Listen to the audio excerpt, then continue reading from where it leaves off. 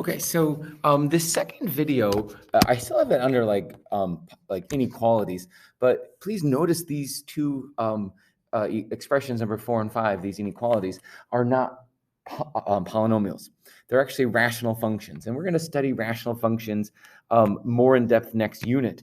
But the technique of analyzing these rational functions, if it were an inequality, is very similar. And so I need to definitely put a disclaimer that, and I'll even write this up here in case anyone sees this, that these are not graphs of the functions. So what I'm doing is I'm not actually graphing the f of x functions. I'm just analyzing its behavior using a technique, that the polynomial inequalities had as well. So it's going to seem familiar. I just want you to realize that we're not graphing these functions. We'll save that till the next unit. So this looks like it's the first one where my overall function is actually negative.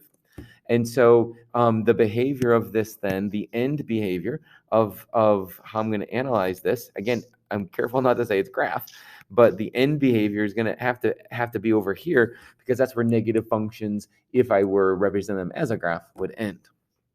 Okay, now the x-intercepts will come from up here, just like before, so -2. So that's an x-intercept. So I know, so I know that that graph hits that if I were to graph this. But x equals -11, although it's not an x-intercept, it's certainly a point of interest. And it actually, when we're going to find out next unit, it's going to give us most likely a vertical asymptote in the graph. And the bottom line is I can never put -11 in here because I'd be dividing by 0. So I'm going to put like an open dot on the x-axis saying I can never be this point, because I can't divide by 0. But it's a significant point. It's a critical value to analyze as I think about how the overall sign, positive, negative, is this changing. But here's the great thing. That asymptote that we're going to get next semester, or next unit, is going to behave, again, based on that multiplicity. So if that multiplicity is odd, then at that point, you're going to cross over it. If it's even, it's going to touch and go, so to speak. So that's what's the beauty of looking at these rational functions through the lens of an inequality or through a polynomial. So behavior at 2, or I should say -2, is odd and it's linear. So I'm going to cross right through or cut right through. So, and again, I don't really need to know where the the y-intercept is, excuse me. I just need to know that we're starting somewhere, down here. We're going to approach -2. So we would have gone somehow straight through -2. And then we would get close to this, like we would bounce and go right back up. And, and again, and oops, I'm so sorry. Get this down here. So, we're starting down here somewhere because we don't come back up to the x-axis. So again, this is not the graph of this function. So I can't even think about it as a power function because this is not the graph. All this is going to do is help me identify behavior. When is this positive? When is this negative? And in this problem, I'm interested in when is it less than 0. So I'm interested in, or I should say less than or equal to 0. So I'm interested in anything that's like in this region here. And so there's definitely a big chunk, like when x is less than or equal to when x is greater than or equal to -2, but also at that one singleton point. So I will answer this 2 ways. I know that it works when x is actually equal to -11. No, I take that back. It's not, because remember, even though it's an underline, right? Even though it's less than or equal to, I can never let x be -11 because I would have divided by 0. So I have to take that into account. So so I definitely, and that's why as I'm looking at my work, I'm so glad I put that open circle to indicate that. But -2 is okay because -2 makes the top 0, and that's perfectly fine. You could have 0 on the top. So I want x to be, I'm going to write over here because I get better, I think, connectivity. X is greater than or equal to -2, because from -2 to the right, every value is less than or equal to 0 for its y component. Interval notation, we start at -2 and we go all the way up to infinity. Now, both infinity and negative infinity really aren't numbers. It's a direction. So I'm never going to get there, quote unquote. So it always is going to be an open-ended value at infinity and at negative infinity. Okay. I mean, if you really think you've got this, pause the video and try 5 and then unpause it. Otherwise, follow along. And again, we're not graphing the function. So this is not the function. I'll even write this down below. So it's not the graph of f of x. We're just going to use its behavior, and we're just going to graph the y value sort of like as a sign chart. So it's not the graph of f of x, but it's going to help us answer the question. So let's take a look. The overall value is a positive function. So, right, there's nothing in front here, nothing in front here, no weird negatives that hadn't been factored out. So I know its end behavior, quote unquote, has to end up in that top right quadrant. Let's look at all the playing pieces. In the numerator, we have two things to worry about. Those are actual x-intercepts because I can let 0 be in the numerator. So, oops, I want to just make a thinner marker. There it is. So when x is -1, that's an actual 0. I'm going to actually close that in. And when x is 3, that's another 0. So I'm going to close that in. As opposed to down here at x plus 3 times x minus 8, since those are zeros in the denominator, even though those are zeros, because they're in the denominator, I know that I can never equal them. So they're important. So if I come all the way out here to x equals 8, I'm going to indicate that by an open dot as opposed to the closed. That's just going to be a reminder that these came from the denominator, and the denominator can never equal 0. It's a boundary point, but it's an open-ended boundary point. Okay, so the only value of multiplicity 2 is at x plus 1's factor, so I know we're going to do some kind of bounce at that value. Everything else is straight through. They're all linear. So I'm up here at the start. So let's just draw what this might look like. So we're going to go through this y value, come up to 3, go through it. All right, come close to -1, and we do the touch and go, and back down through there. So again, this isn't the graph, but it's going to help us figure out where is it greater than or equal to 0. So we are going to go to above, right? We're going to go up here. Where are we looking at for positive values?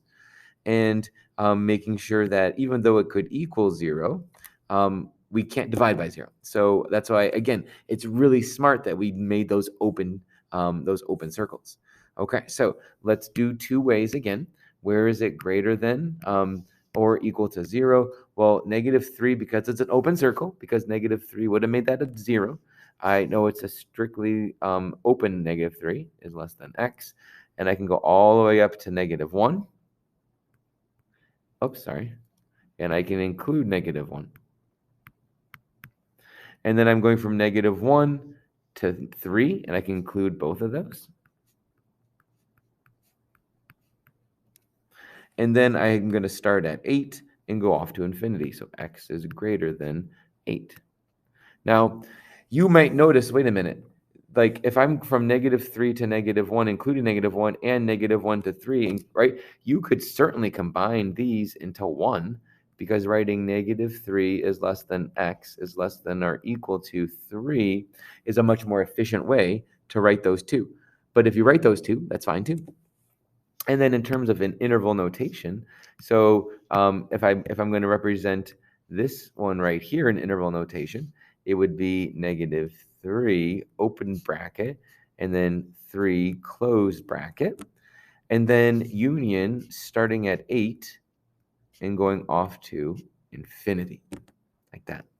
Okay, so again, I'm okay for you to give me a value, in terms of an interval, either in an algebraic sentence or interval notation. Okay, so the last one we're going to do is number 6. And so it's kind of like an application, right? Because it says, what's the domain of this function? And so you have to implicitly infer that, if it's asking for the domain, there must be something about a square root that maybe limits the domain. And in fact, it does. Like when we have a square root, whatever we put underneath has to generate a positive value or 0. So this thing has to be greater than or equal to 0. Otherwise, we will not be in the realm of real numbers. And I want to focus just on the reals. So asking what's the domain of this function really is just another way to say, figure out when is x squared plus 2x minus 24 over x minus 7, when is that greater than or equal to 0? Because those would be the only times when I'd be able to actually take the square root. And I would also notice that the numerator could factor into x plus 6 times x minus 4 over x minus 7. Oops, it looks like a 4. It should be a 7.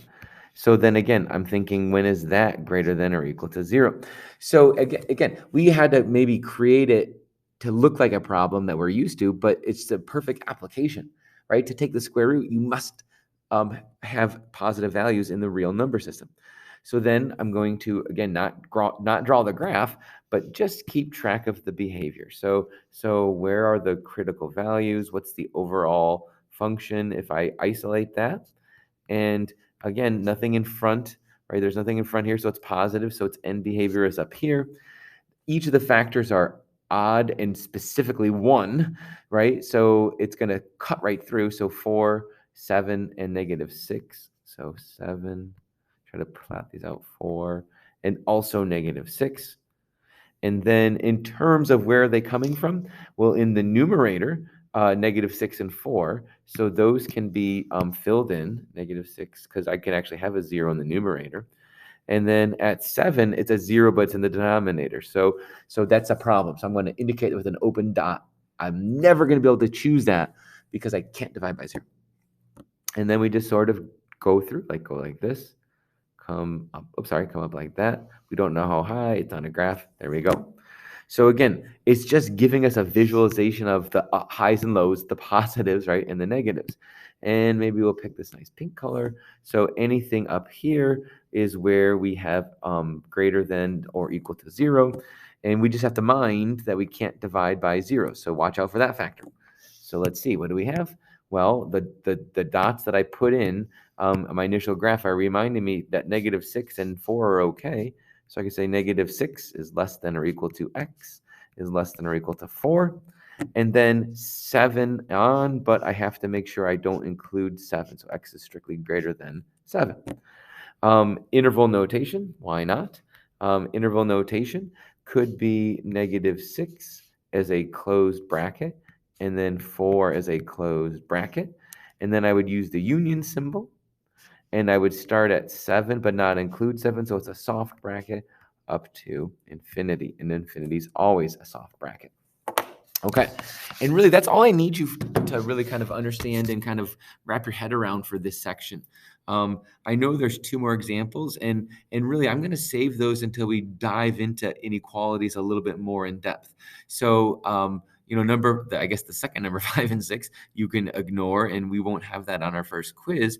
But really, looking at this number 6 we just did as an application, and looking at number 4 and 5, even though we haven't really talked about rational functions, we can really analyze rational inequalities the same way that we analyze the polynomials, and that's really the point. So after those 6 examples, you should feel comfortable attacking the homework, and then we'll just come in with questions tomorrow. Thank you.